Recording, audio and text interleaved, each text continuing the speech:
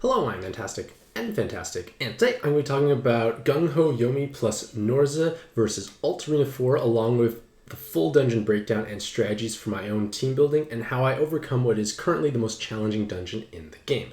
So, during the most recent Super Godfest, which is still going on right now, you have the chance to roll Norza, who, when paired with the Tsukuyomi, allows you to have an incredibly strong team composition.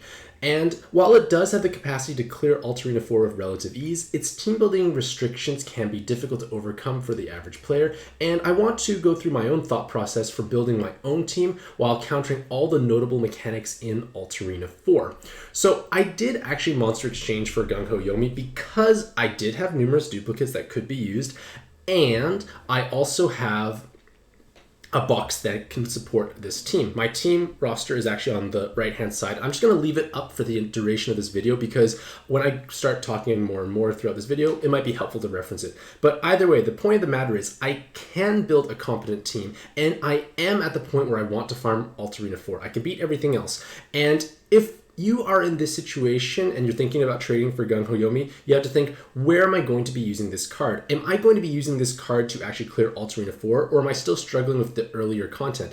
And if you are struggling with the earlier content and you do actually have viable leaders, there may not be as much need to necessarily monster exchange for her because, like I said, if you want to try and play through Arena 4, this is a team that's incredibly strong, but there are many teams who can clear the earlier dungeons, and monster exchanging now might deplete you of trade fodder for the future if something new and exciting comes out, because this might be a little redundant for you at this point in time. But either way, I want to go into more detail about my own individual team building as well as showcasing how I approach this dungeon. So, Arena 4 is currently the newest, hardest, and most profitable / lucrative dungeon to farm because it is the only place you can acquire those super sexy 6-slot latents, and to compensate for that, this dungeon is obnoxiously difficult, along with having basically every horrible mechanic you can think of thrown into the dungeon. And because of that, it can sometimes be difficult to have enough coverage for all the possible mechanics, but I want to highlight what I feel are the most notable mechanics, and this is a long list because there's so many things that can definitely go wrong.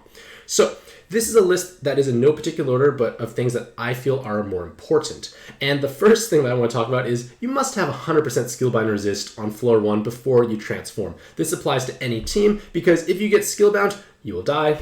Simple as that. You need to have a damage absorption void, so a Fujin style active skill. You have to have it. Don't have it, can't clear the dungeon.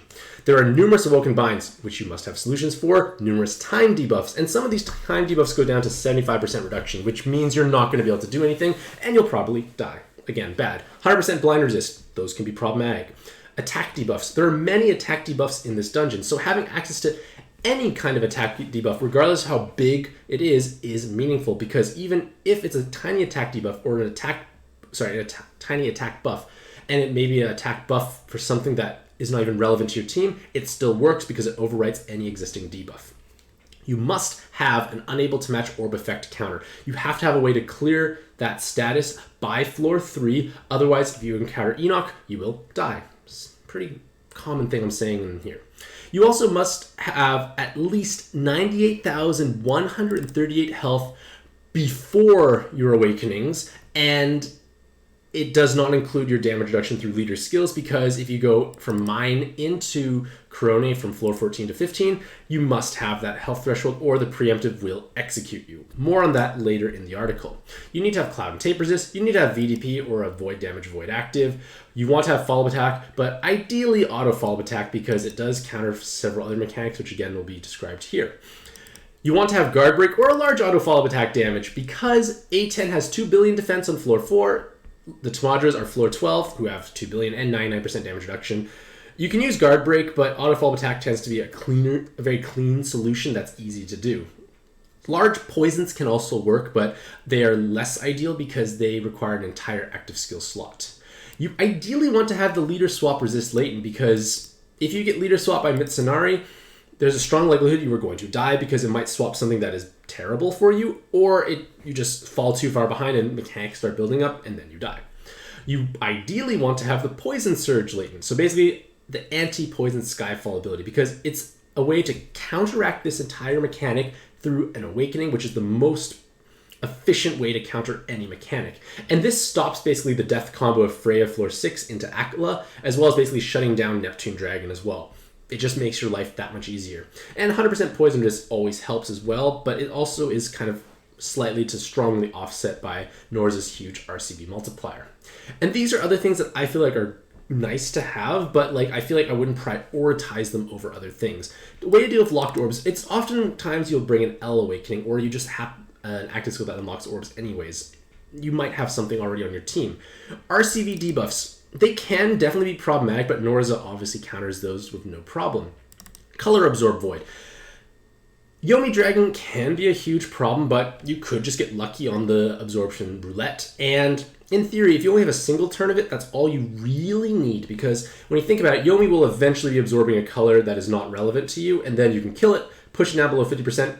The next absorption is what you void out.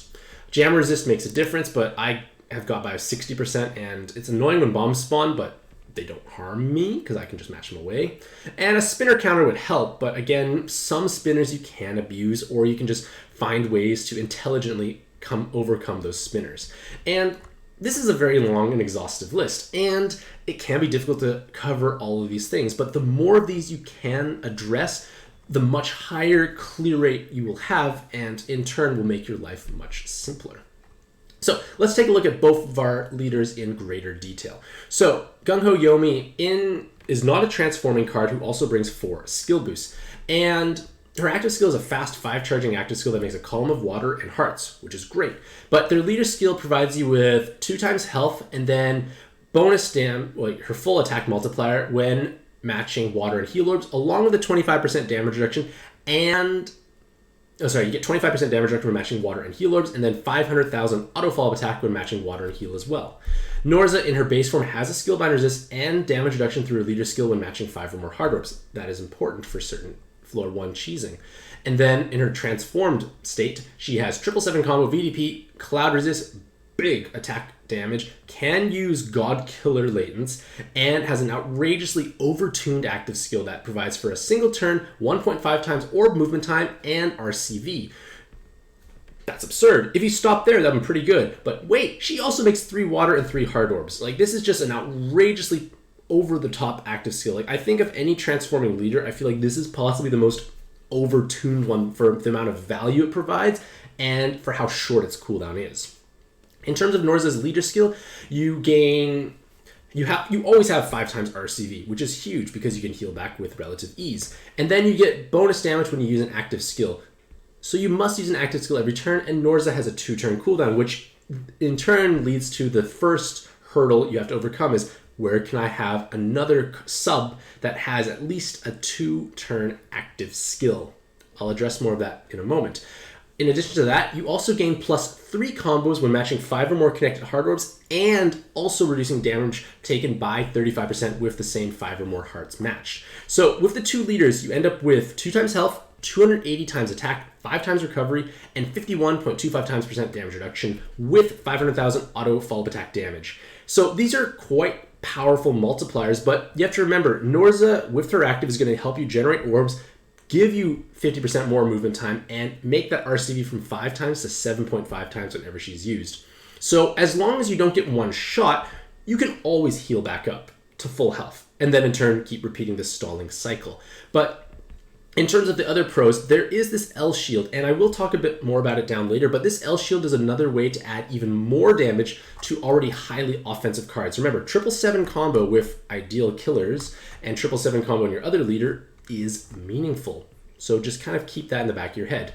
Now, for this team, there is no typing restriction, so you can use any water sub, and you are able to actually start stacking rows and orb enhances, which I did for my team, which leads to impressive passive damage, which again I will address in a moment. So basically, in summation, the hardest parts to overcome are you need 18 turns to transform, which is really 14 because Yomi provides 4. Skillbind resist can be an issue because your Yomi leader does not have any, which is kind of odd, which makes it so if you use any sub who does not have skillbind resist, becomes a bit of a liability, and there are numerous cards without skillbind resist that you might want to use as subs. Needing this active skill every single turn, so it's Norza plus a friend, and this is technically going to lead to slower clear times, but this is probably not relevant for many players unless you're thinking of playing this many times a day, and pressing a button that many extra times could become a bit more tedious. And at the same time, this becomes a little less ideal if you don't own two Norzas, because Norza's active is so powerful. You get the orb generation for at least full activation, not necessarily the +3 combo count in her damage reduction, but your attack multiplier and some damage reduction. But again, if you had only 2 other hard orbs on the board beforehand, you have 5, and then you can go crazy. Another big issue is you need to have 98,138 health before Awakenings. And that can be difficult because your damage reduction will not exist for the Mind plus Corone combo, and you only have 2 times health. So this can be something that could be difficult to overcome, and with that in mind, I am utilizing a 2-turn shield to overcome this. So, as I said already, you need to have at least one sub who has a 1 or 2 turn cooldown, and Norza is obviously the best choice because of what her active does. But if you don't have a Norza for yourself, using a different sub has some advantages. It will help you achieve transformation much more easily because that card is a low cooldown. They inherit a fast-ish charging delay, which in turn gives you more effective skill boost. So in turn, you can transform much more easily. The drawback is you have less damage and you have a less ideal active skill, which you're using every other turn. So some cards that I've come up with include, but not limited to, Evolved Yuri, who is the best, Claymore, Lutina, I can't pronounce your name, and then Dina. I don't know why it's Dina, but Dina is a little awkward because she can't overwrite hard orbs, which in turn breaks your activation. So, team building. So for myself, this is the team that I was able to put together from my given monster box. Your team may definitely look different, but for the purposes of this article, I'm going to be focusing on the way I built my team, why I chose these cards, and how it in turn allows me to overcome the mechanics in Alt Arena 4. So, firstly, my Yomi has the leader swap resist latent, which was great. I got it while playing this team, so it's kind of a weird catch-22. Like, in order to get these latents, you need to be able to beat the dungeon, but the dungeon is quite difficult to beat without these latents. There's a 50% chance you get lucky. I got lucky because I didn't encounter Mitsunari. So you ideally want to have her with the leader swap active skill or awakening, because Yomi cannot utilize god killers. Yomi's killer selection is much worse. It's attacker, devil, or dragon. Nowhere near as good. And the most dangerous spawns in this dungeon are gods. So for that reason, you want to have Norza with the god killers, and ideally your Yomi leading. Now, remember, Yomi also has less attack, 3,100 versus Norza's 3,500. That's a sizable difference in attack, actually. So again, it just kind of leads you to wanting to have Norza with the god killers, Yomi with the anti-leader swap latent. In terms of her weapon assist, I chose to use Urika's weapon assist because I am able to gain 2 enhanced water orbs, which is passive damage. I gain an L awakening, which can be meaningful if you don't have any other L on your team, and it has a 2-turn damage absorption void, which is mandatory for this dungeon, so it's just providing things that I want, along with on-color stat transfers. The only drawback is my only copy of Urika is now in this form, so I no longer consider her interesting artwork. In terms of Yuri, she is the second best option for Norza because her active skill at least produces 2 heart orbs. And in addition to those 2 heart orbs, she's able to provide 2 turns of locked heart orbs Skyfall. So that means any subsequent heart orb that falls down will be locked. This is a pseudo counter to any spawn that is going to try and change your orbs, because those heart orbs will stay present. And with hearts, you can at least make damage reduction, which will save you in turn and also allow you to stall and heal back to full health. In terms of her inherit, I chose to use Spirit Ally Kororo because it provides 3 enhanced water orbs, a balanced killer, which is actually a tremendously relevant killer in this dungeon. There are many spawns with balanced typing, so this is actually helpful, and a 2-turn delay. And it's this 2-turn delay which is what's going to greatly alleviate skill boost requirements for my team, because Yuri only has 1 skill boost, but with a 2-turn delay which will be ready immediately, I can delay them for 2 turns, match 1 combo twice, and then I now have effective 3 skill boosts. And it's because of this, I do not actually have to use any skill boost weapon assist, nor use the skill boost badge, which in turn lets me focus on other aspects of the dungeon. If you don't have the Spirit Ally, Kororo, you can definitely use other fast charging delays, but another great solution is the Gung-Ho Palag Machine Helen, the Tragic Princess, who provides 2 orb enhances and bonus attack while above 80% for the owning card. So it's not a bad thing overall. Finally, Yuri also can use Devil Killers, which allows me to bypass the tanky floor 18 spawns of relative ease.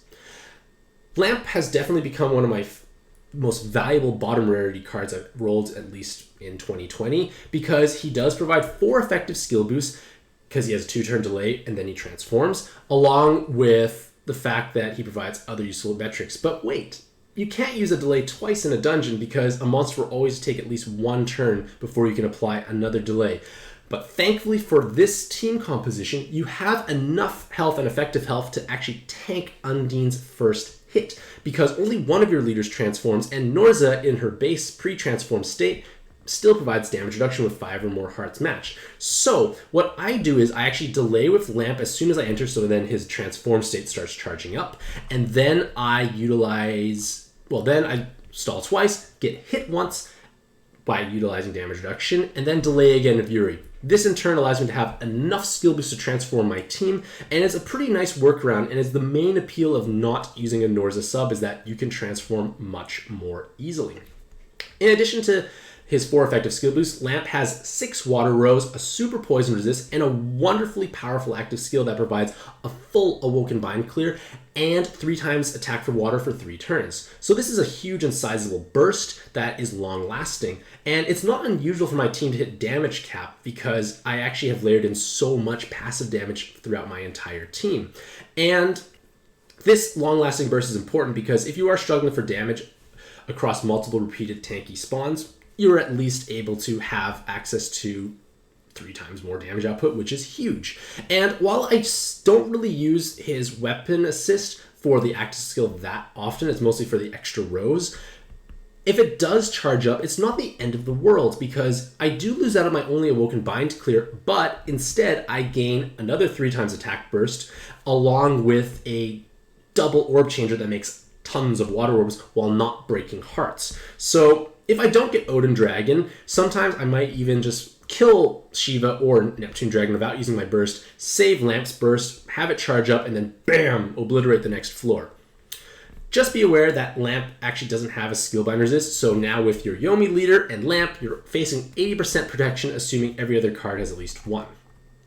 For my next sub, I chose Blue Odin, because Blue Odin in this form here has been significantly reworked to have a super blind, tape resist, 5 water rows, and 4 skill boosts, along with a fast charging 6-turn cooldown. This is quite amazing from a supportive sub, and while his own personal damage is obviously not there, he's helping me achieve passive damage as well as being able to carry a key inherit quite easily. And this is why I gave him my unable to match orb effect active, because he has a low cooldown. He has the ability to just use lots of skill delay resist because I don't need killers because he's not actually my damage dealing card. And it's able to have it ready by floor 3 even if I get delayed by Paimon because the skill delay resists prevent that. Now, Blue Odin also lacks a skill bind resist, which has now dropped my total resistance down to 60% because my final sub at least has 1. So 60% is not a good number to be at because that's going to be bad, especially on floor 1 because you get bound, you die. So for my final sub, I chose Evolved Manaka because her stat distribution is incredibly well optimized. She has a huge amount of health and RCV with basically no attack, which I don't care for because she doesn't have any offensive personal damage awakenings. In addition to that, she has 4 water rows and a valuable active skill that provides a 50% damage reduction for a single turn while making water and heart orbs. So this can be another way to help flood the board with additional water power, and it allows you to overcome spawns. But this 1-turn shield, while it does not help you survive the Mine plus Corone combo, it is enough to save you from Raw Dragon and Yomi Dragon triggering their super resolve at 50% health, and when they buff their own self to hit harder, you can survive that respective hit. So at least I have a shield active on a base card. It's not through an inherit, so it's at least available a bit more regularly. And I'm still facing a negative 40% skill bind resist deficit as well as no counter to Mine plus Corone because I need a 2-turn shield. But thankfully, it's Karibo's weapon assist that saves the day because this weapon assist provides 2 skill bind resist, giving me 100% protection, and it provides 5 turns of 30% damage reduction, which in turn solves the Mine Corone combo, which I'll go into more detail later, as well as obviously protecting me from Yomi Dragon, Raw Dragon's larger hits. you just barely die with my setup against Yomi Dragon, Raw Dragon without damage reduction from their threshold 50% being hit. So this, again, either through Manaka or the Inherit, can counter those two spawns. And Kuribo also does come with an L Awakening, which might in turn be incredibly valuable if you did not have Uruka's Weapon Assist, which did provide one already. And then finally, my friend's Norza comes with 3 God Killer Latents along with the same Spirit Ally Weapon Assist. And that grants her the Balance Killer, which I've already said is relevant in this dungeon, and then 3 more Enhanced Water Orbs. And this basically converts Norza into a stupendously strong damage-dealing card. She has huge attack, she has 3 God Killer Latents, she has Balance Killer, and amusingly enough, many spawns in this dungeon are God or Balance, with Yomi and Raw Dragon being both Balance and God. Norza is definitely the hardest hitting card on my team, and her damage can definitely help carry me through the dungeon, because when I abuse my row plus 3 combo mechanic, everything dies. So why do I have 19 rows and 8 orb enhances? Well, this was somewhat accidental, and then I kind of realized this is doing pretty good, and I kind of started sprinkling in a bit more, and it led to this team composition because I have outrageous amounts of passive damage, which is again further augmented by the killers through assists or the killer latents on Yuri and Norza. Furthermore, I can abuse the L shield, which provides another 1.5 times attack for my 2 leaders, which in turn again gives me more damage output. So with this in mind, I'm actually able to safely kill any spawn in this dungeon with a single row, assuming I hit 7 combos, because I'm hitting for hundreds of millions of damage across my 3 main damage dealers, Yomi, Norza, Yuri, along with their killer damage. So you can deal pretty spectacular things, and that peace of mind is important. And due to these killers, especially against Ra and Yomi Dragon, I can technically kill them through their 75% damage reduction debuff, because I just have so much effective damage, and the passive damage just stacks and stacks and stacks. And to quote the wise Mizo, he gives a wonderful amount of damage reduction calculations, and basically it's 8.16816 is the number he comes up with. And I'm just like, so it's a big number. And he's like, yeah, big number. Basically, big numbers I get to have with my lucrative amounts of passive damage. So, as I said, you want to abuse this L shield for a couple of reasons. So, the L shield historically was one of the worst awakenings. I completely forgot it existed, but it got buffed at some point. I don't remember exactly when, but it was buffed. And now it actually provides 1.5 times attack for the owning card. And because we have now teams with auto follow-up attack damage, you don't longer actually have to match the column of hearts for follow-up attack. So now these extra heart orbs can be matched into an L to provide bonus damage for my owning cards. If you just look at this screenshot here, it might be a little hard to see, but like the numbers are bigger on Norza and Yomi compared to Yuri because of that L unlock awakening. And this is important because Norza's leader skill gives you plus 3 combos and 35% damage reduction when you match 5 or more connected heart orbs. So when you do have 5 or more connected heart orbs, you want to match them in an L if you're actually serious about dealing bigger damage. And this is going to lead you to having a much easier time overcoming combo shields. And if you are taking this kind of row approach, you should have no issues tapping into your 7 combo awakening. And another thing is you still can kill many spawns without a row because, again, you have 777 combo plus another 1.5 times attack on that. So that's 8 times 1.5, which is 12 times personal damage for your 2 leaders. That's a huge amount when you factor in killers and orb enhances as well. So now I want to talk about stalling before I actually go into greater detail for the dungeon itself. So for myself, the main reason why I die in this dungeon is because I've made an error on a floor, I have accidentally pushed something into execution range, or I let too many mechanics just pile up and I don't have the right actives available to counter them. So with this in mind, I can definitely prevent errors by paying attention or just building my team better, which I have now at this point. I can use rows to kill. I know for certain that a row will kill everything that doesn't have a void mechanic, and I just need to learn to stall for actives. Rushing through a dungeon, like, I feel like we've kind of got to a point, at least a little earlier, where it was like, we can kill every floor, no problem, it's not too bad. And then we got into the mentality that it's like, kill every floor one time, one turn, like fast. But the thing is, you can't really do that because in this dungeon here, there's so many mechanics that can pile up and you need so many different active skills to counter them that you will have to stall at some point in time. So I want to discuss how stalling works for this team because you only have 2 times health and your damage reduction is conditional. So for your damage reduction, you have two sources of it. You either can match heart and water, which yields to 25%, or 5 connected heart orbs, which is 35%, and these can stack with each other. Now, with this in mind, I want to obviously try and make minimal combos, because if we look at your leader's skill, you lose 75% of your attack multiplier if you don't use an active skill, because it's a loss of 4 times attack. And if you don't hit 7 or more combos, that's a loss of 7 times attack, which means you'll never kill anything. So you have to try and find this balance of how can I lower my damage output while tapping into my damage reduction. So for myself, what I often do is I'll make as few combos as possible, and ideally don't touch my active skill, because there are times where you still can kill stuff without using an active skill and just hitting 7 or more combos because of all the passive damage on the team, and especially if the spawn actually doesn't have much health. So a lot of times I'm matching like 2, maybe 3 combos in total, and then I might pop an active skill again and just make those brief little combos. And this approach is working for me, and even though I only have like 6 or 6.2 average combos with like 51 to 59 turns, my clear times are not outrageously long, like 7 minutes to 31 minutes. Like, these are reasonably fine, and of course you could definitely go faster if rushing, but the point is, do not be afraid to stall, because it works.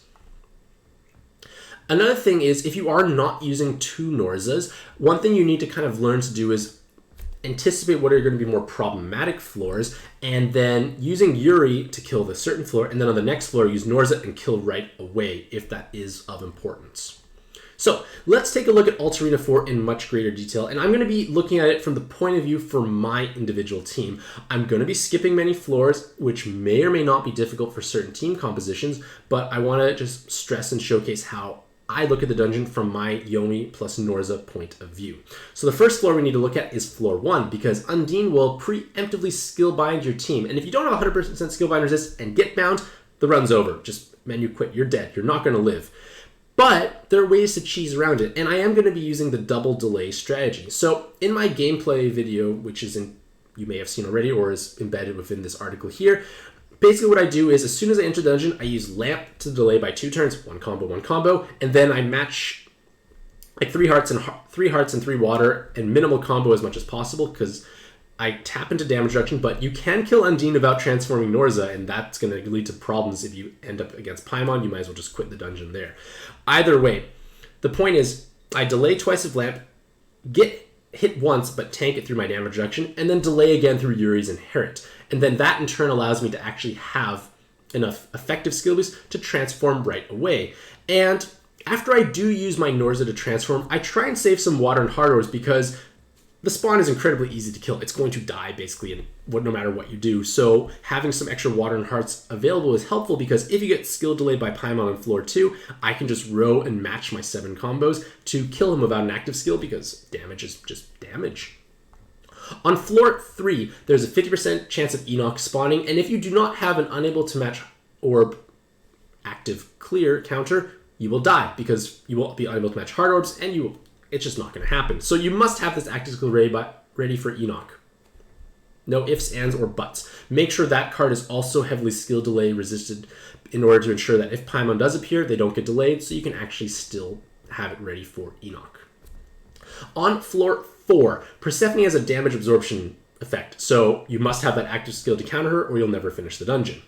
On the other hand, A10 has 2 billion defense, but Yomi's auto follow-up attack damage can chunk through his 1 million health with relative ease, and it will take 2 turns to hit his 10% super resolve threshold, so make sure you budget the time accordingly. For myself, I like to take as many turns as possible, like eat up A10's full 5-turn timer, and 2 of those 5 turns I actually match water hearts to trigger auto follow-up attack damage.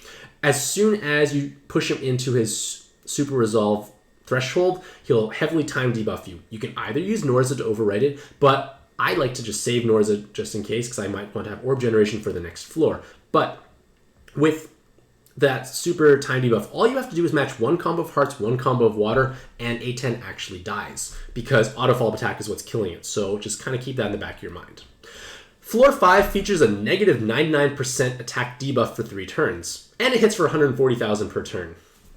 Like, what the fish? Why is a snow globe hitting for this hard? There's no reason a snow globe should be this aggressive, but apparently it is. And for most teams, this is the best place to use your attack buff because you override this debuff and then you can kill it. Otherwise, you're going to be stalling on a very painful encounter. But thankfully, it only has 10 million health. And for myself, I actually do not use Lamp on this floor with his attack buff because Lamp is my attack buff and Awoken Bind Clear, which is needed, the Awoken Bind Clear component, if Freya appears on floor 6. But thankfully, my damage output is high enough to push through 99% attack debuff because I have Rose and I have Rose. Like I just Rose and Orb Enhances. And this is a screenshot that is pretty typical for how much damage output is delivered while negative 99% attack debuffed. It's enough to kill the snow globe. And that in turn allows me to save Lamp's active for floor 6 because Freya will give you a preemptive Awoken Skillbind for 5 turns. And then she has 5 turns of Mortal Poison Skyfalls. The Poison Skyfalls happen first. So you actually prevent that if you have Poison Surge latent. And then you can clear the Awoken Binds of Lamp. You really want to clear these Awoken Binds of her because she only has 52 million health, and many teams are still going to actually kill her because she only has a small amount of health, and that's going to be problematic because if you enter the subsequent floors while Awoken Bound, it's going to snowball out of control, and you're probably going to die. Like I said, this is the reason, one of the main reasons why you die in this dungeon is because mechanics from a previous floor carry you over, and you've never address them and went to the next, and they just keep piling up and it just gets out of control. Because on floor 7, if you didn't counter the Poison Skyfalls or if you didn't stall on Freyr when she was producing Poison Skyfalls, you will die because Aquila is just going to get out of control, and again, it's a nightmare. So having Poison Surge greatly counters both of these spawns, which is a huge deal because it is an awakening. And even though Aquila does have God and Balance typing, I can't actually one-shot her despite having damage cap on 2 cards. Remember, Lamp's Burst carries over for a couple of turns, so it's still active here. So I oftentimes just kind of like minimal combo Aquila down just to stall back up if I need to, because she's not dangerous if Poison Orbs are not present, which they aren't if you have Poison Surge. Floor 8 plus 9 is not truly dangerous, except if you don't clear the time debuff from Set. Because if you fail Set's 10 combo shield, which I do every time intentionally, he will produce a negative 4-second orb movement time debuff. And that means I just clear with Norza. So what I do is I just like one combo, and then he puts up his time debuff, and then I Norza to clear it, kill him like normal. Pretty straightforward. But if you don't actually clear that time debuff, if you get Nut on the next floor afterwards, she'll hit you as a preemptive, and then she'll hit you again because you already had a time debuff. And that will kill you. That is bad. So just be aware, clear that time debuff before you go from Set to Nut. Like I said, clearing off debuffs, removing mechanics and problems from previous floors is important because Gung-Ho has thrown a lot of weird floor interactions that can get you killed if you don't do so. Jumping ahead to floor 12 is the latent Tamaudras that appear, and they have 300,000 health along with 2 billion defense and 99% damage reduction. You have to kill with either auto follow-up attack, which Yomi does, and for other teams that don't use auto follow-up attack, Guard Break is another clean solution, and Poison if you're really desperate, which is nowhere near as efficient. On floor 13, there is a 5-turn Fire, Water, and Wood Absorb.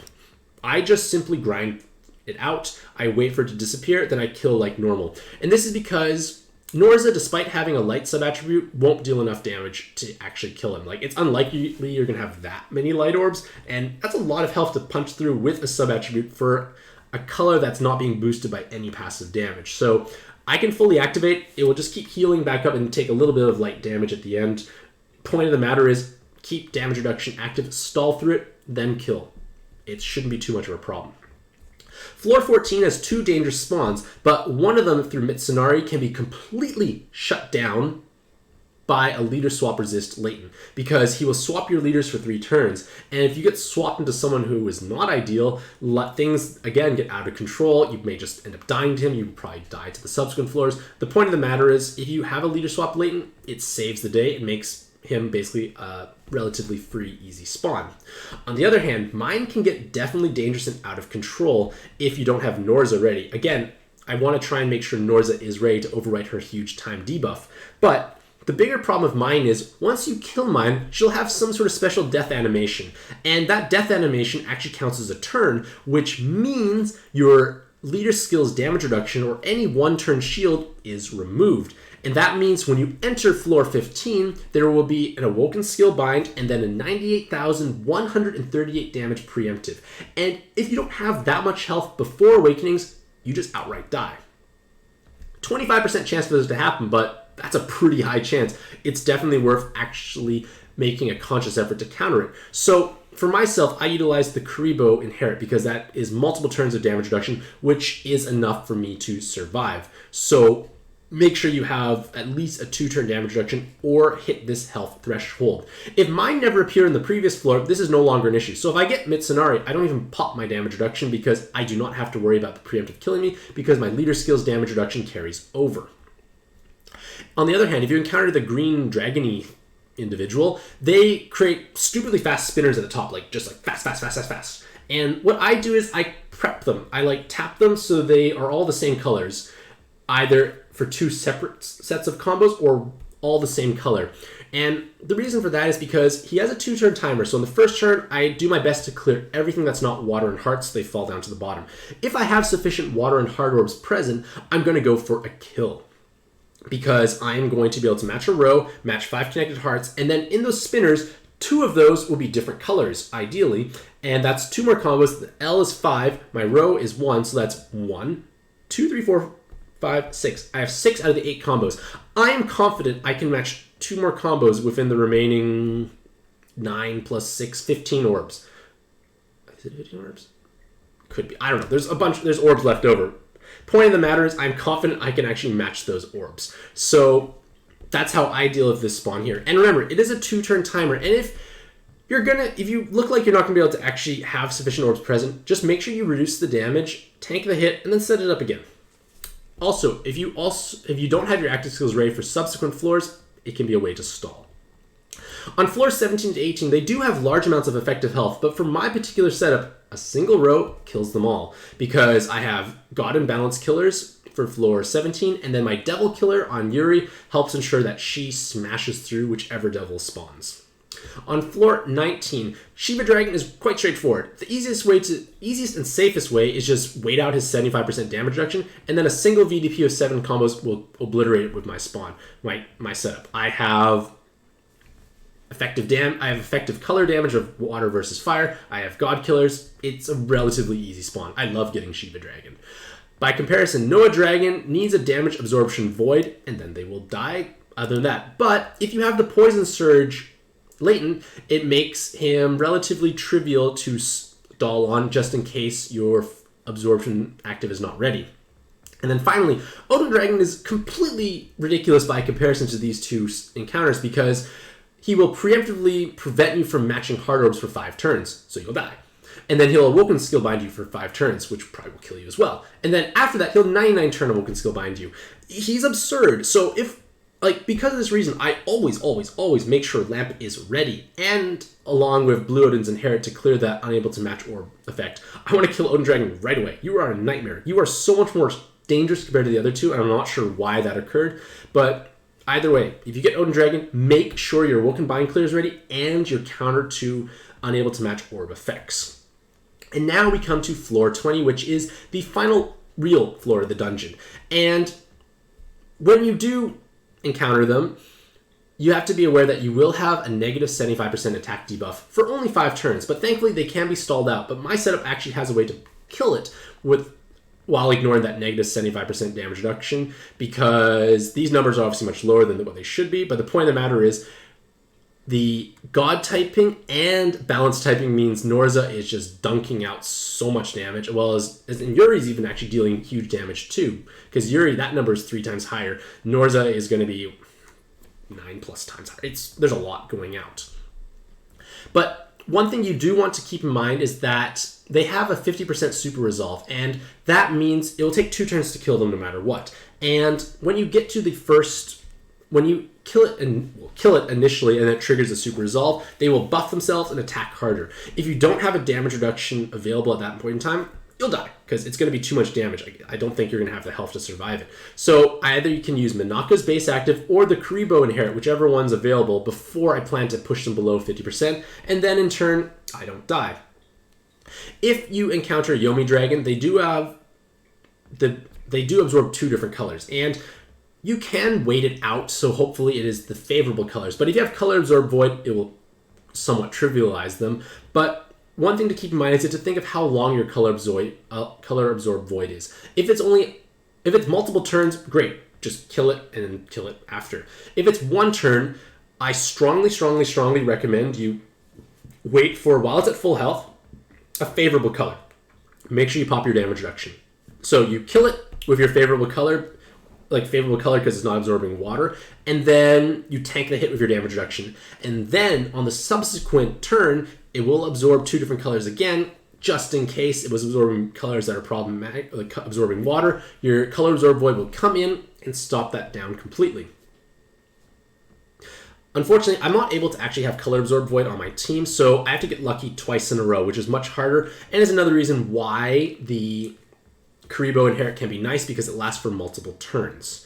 But regardless of, so basically the main idea is, even though they have that 75% damage reduction, my Rose and effective damage and Orb Enhances allows me to actually kill them without utilizing a spike if for some reason you don't want to stall. Sometimes it doesn't look like stalling is good. Stalling always has risks, but either way, you can play it safe or try and push through it. So, in conclusion, Yomi paired with Norza is able to lead a spectacularly powerful team if you are able to build it correctly and address and counter all the obnoxious mechanics available in Alt Arena 4. For myself, this is definitely the strongest team that I can make, and in doing so, I'm able to farm Alt Arena 4 much more easily compared to beforehand. And with that in mind, I want you to share with me who you have populated your team with, as well as what do you think about this pairing in general, along with what kind of success you have had. So let me know what you think about that in the comments below, and hopefully all the Mantastic day. I wish you all the best luck in your own pad adventures, and happy puzzling.